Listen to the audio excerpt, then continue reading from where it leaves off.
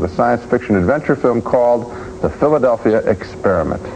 And you know, this Philadelphia Experiment is one of those things that I've heard about for 10 years, that the Navy made some ship disappear in Philadelphia, just like there are alligators in the sewers, you know, Right. and the guy that... Urban legends. Urban legends. This is kind of a naval yard legend. The Philadelphia Experiment is a time travel movie which starts out in 1943 when the U.S. Navy conducts an experiment that causes a battleship to completely disappear from the Philadelphia Navy Yard.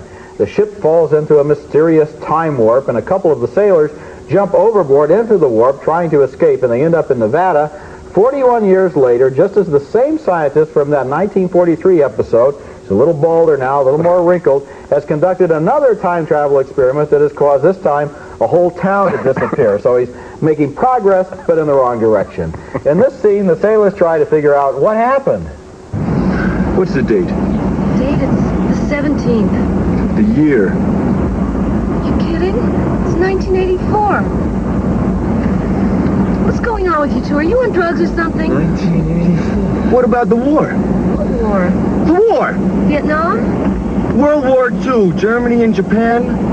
What about it? Who won? We won. What do you think? Well, that's great, but unfortunately those sailors are still connected to the past through the time warp and the radioactive molecules in their bodies. And one sailor is zapped right into thin air. Come on, let's get that in. Clear for the back door coming in. Bamboo bag coming in.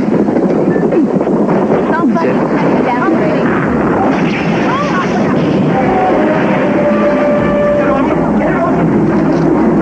Try and restrain him so he doesn't hurt himself. What the hell's going on here?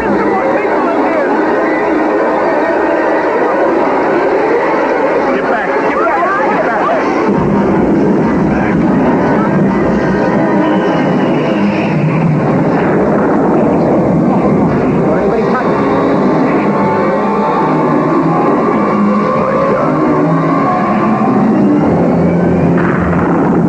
Unbelievable. Doesn't leave much for the autopsy, does it? There's so much wrong with that scene. The reaction shots of those guys looking like this.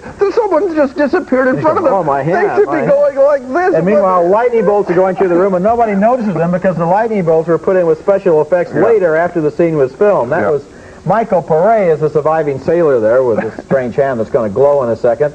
And Nancy Allen is the girl who is the only person to believe his story. Well, time warp movies always confuse me because I'm sitting there thinking, if she's 41 years in his future, then if he goes back in time, what does he do? Grow old and wait for her and then come along and say, would you mind marrying a man that's 41 years older than you are, but we used to be contemporaries? Or what if she goes back in time with him? Does that mean that she was never born in the first place? Well, questions like that are just a little too subtle for the Philadelphia Experiment, which turns Pare into a human cannonball and catapults him into the middle of the time vortex, hoping that he can find the missing battleship somewhere there in the middle of hyperspace, turn off the generators, and stop that 1943 experiment. And of course, since this is 1984, we know that he did. Right. This movie does a little time traveling of its own. It feels exactly like a low-budget 1953 science fiction movie that fell into a vortex at the box office and turned up years later, out of date and very confused. The movie is saying, what year is this?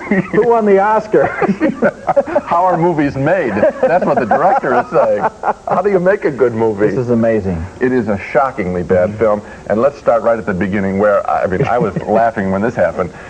The experiment goes wrong, right, within the context of the movie, because they make the ship disappear. They're only trying to make it invisible to the German radar. Why doesn't somebody immediately say, hey, we've got a fabulous weapon here. We can make our ships disappear. Let's aim it at the German and ship. make all of their ships disappear. War is over. Okay, I'll give you my favorite moment. The guy is standing on the deck of the battleship in the middle of the time vortex, right? He has turned off the generators. You got all of this electricity going around. He takes off the helmet of his spacesuit, throws it away, and then says, I'm going back to meet that girl, and jumps back into the vortex. Now, if I were going to jump back into the vortex, I think I'd leave my helmet on. And then the reaction shot of the two horses. Oh, that was... in the during a love scene. Boy and girl kiss, and the two horses go... Horrible film. A cult possibility. Coming up, Joe, both Roger and I hated the sci-fi film The Philadelphia Experiment, two downturned thumbs.